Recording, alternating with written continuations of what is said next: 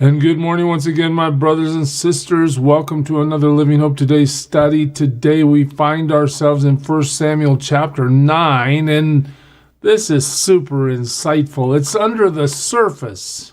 But you know, when somebody writes a story, well, they get to decide what they're going to include in the details of the story. Was it a hot day or a cold day? Was the sky raining, or was it snowing, or did the guy wear boots, or did the guy wear shoes? I mean, every little detail the author gets to decide.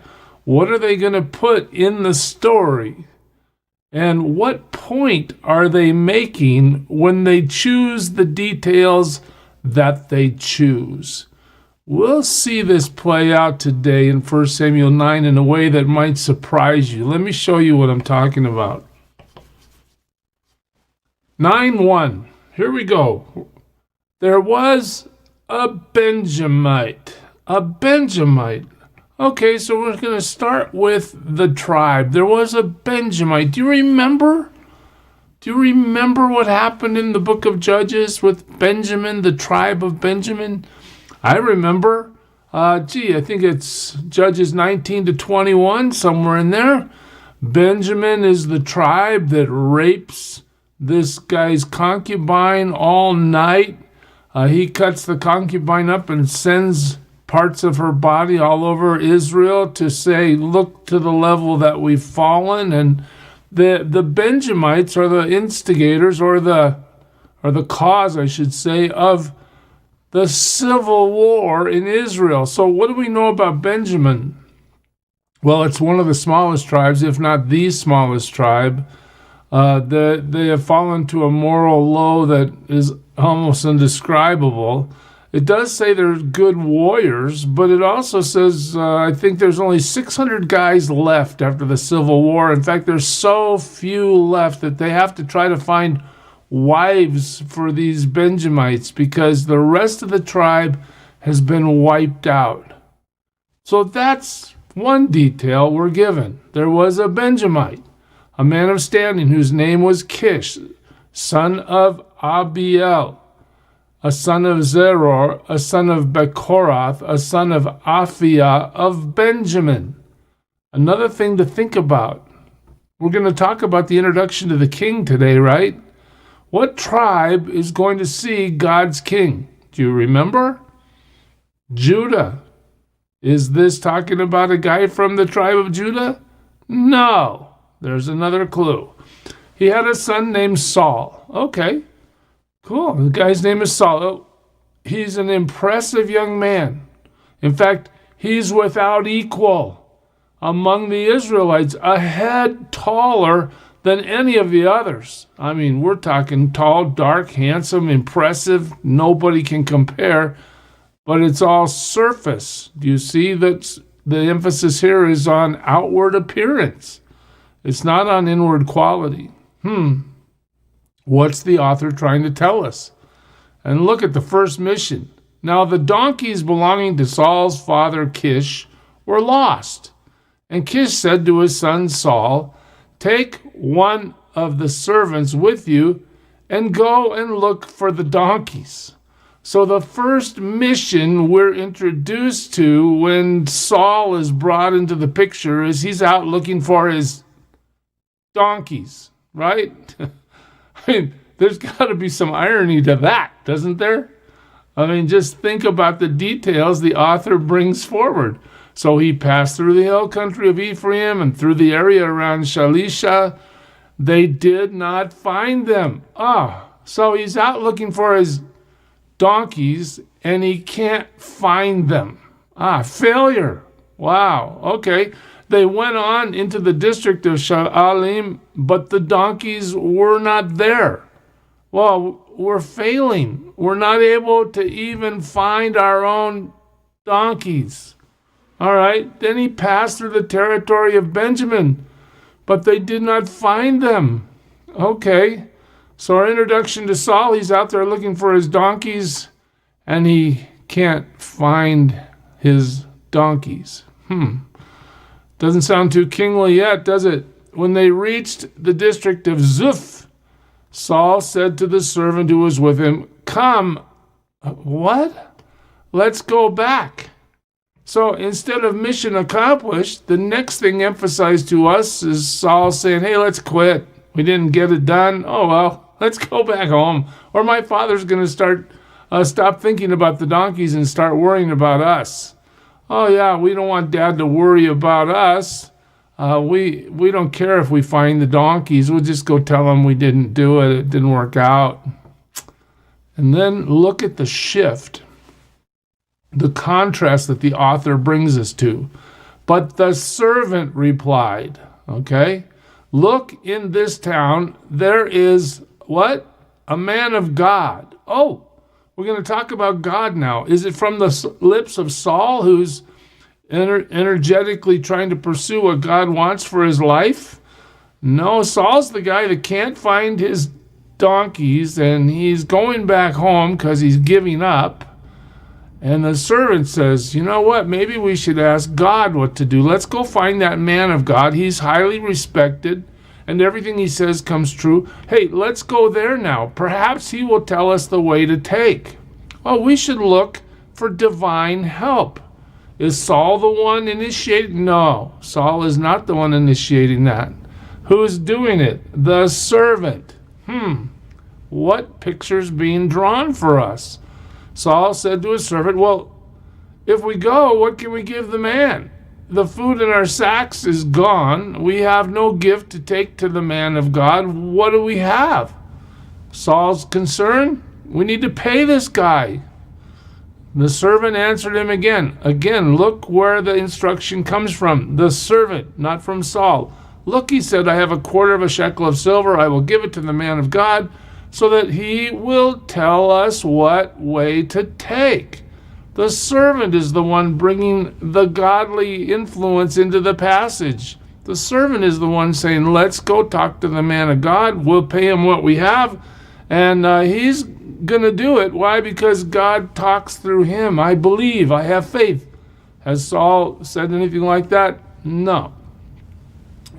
Formerly in Israel, if a man went to inquire of God, he would say, come, let us go to the seer, because the prophet of today used to be called a seer. So now we get this narrator's comment.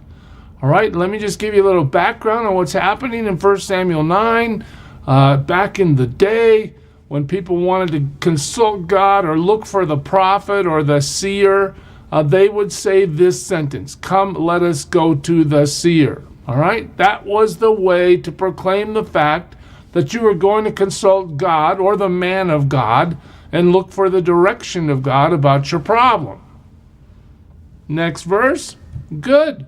Saul said to his servant, come, let's go. Wait a minute. I thought if you're going to go look for a prophet, you should say, come, let's go to the seer. The very next verse, Saul doesn't say that. Come, let's go. Oh, just why does the author put it like this? He's showing us incompetence, even from the beginning. So they set out for the town where the man of God was. As they were going up the hill to the town, they met some girls coming out to draw water. And they asked them, is the seer here? We're looking for the prophet. What is the author bringing us to? Saul is now asking direction from some girls that are going out to draw water. He has no understanding of where he is or what he should do or how to proceed. Okay. They say, well, he is. They answered, he's ahead of you. Hurry now. He has just come to our town today, for the people have a sacrifice at the high place. So Saul's asking directions from these water girls, and they're giving him direction and telling him what to do. All right. In the culture, this would be looked at as not ideal. Okay. As soon as you enter the town, you will find him before he goes up to the high place to eat.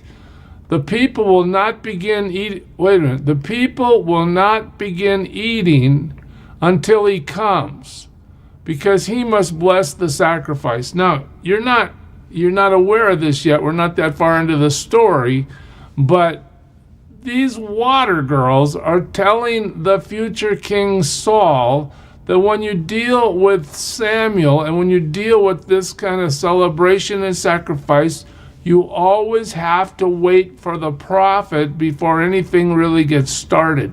Why is that significant? Well, we'll see later in the story that these water girls know what's going on, but the king of Israel, Saul himself, doesn't remember this. But right from jump, he has been instructed on protocol.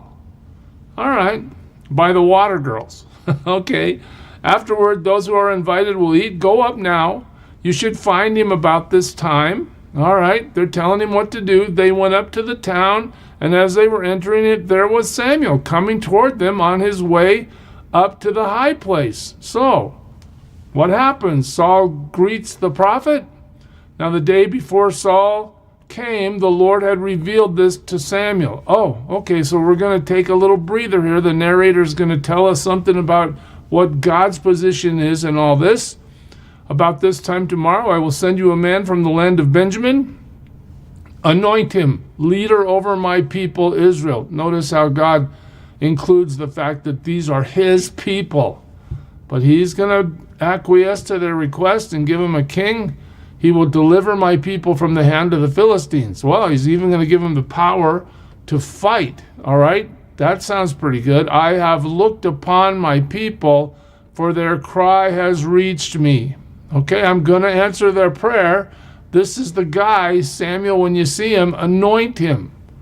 When Samuel caught sight of Saul, the Lord said to him, this is the man I spoke to you about. He will govern my people. So Samuel the prophet has identification, confirmation from the Lord himself that he is to anoint Saul king.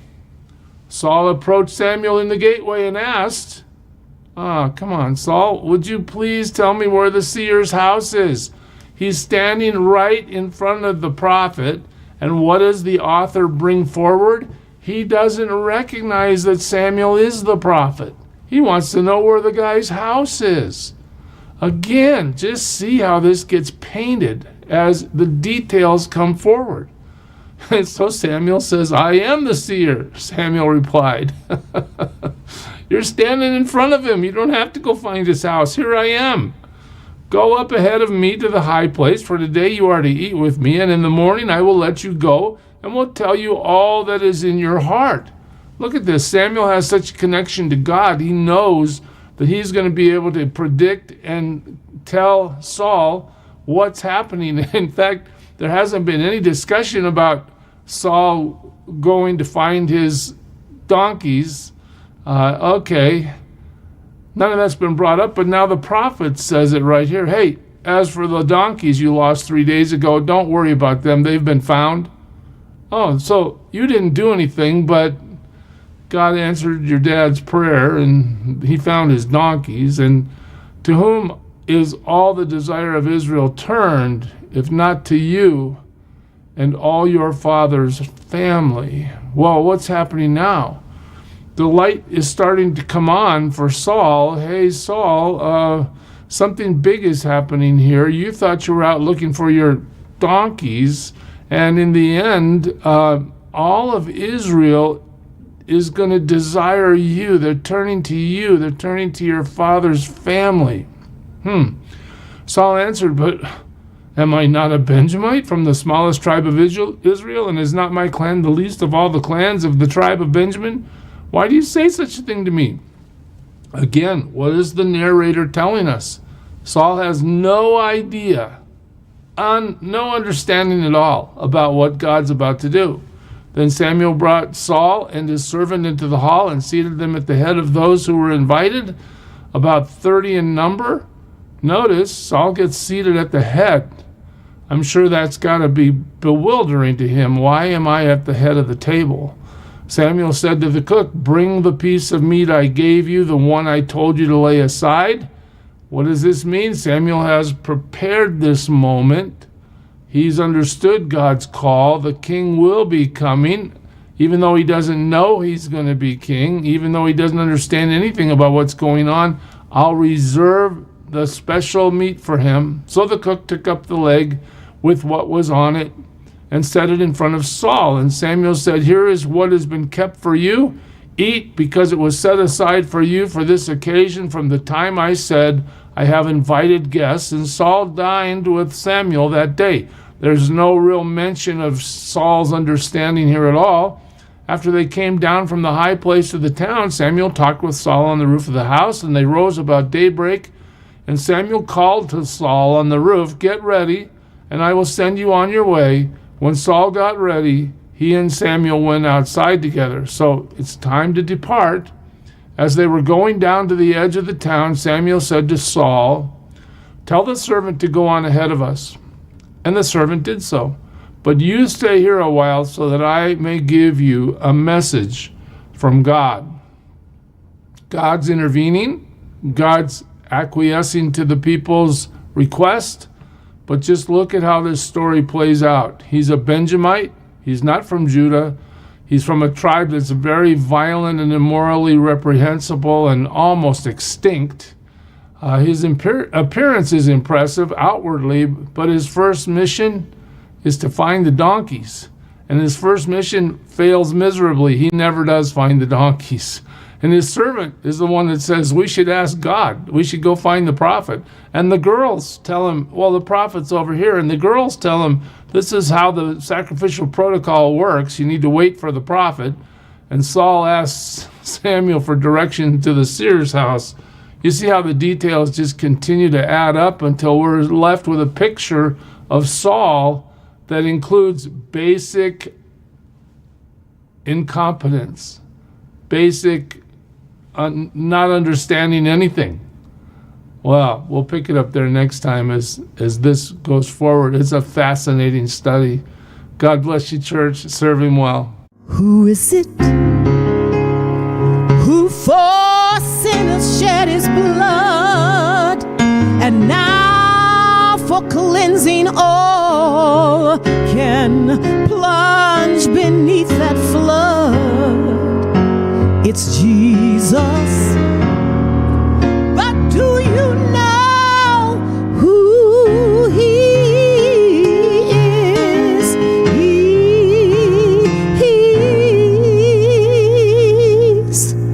the image of the invisible God, and he's the brightness of his glory, the first, the last, the future, the past,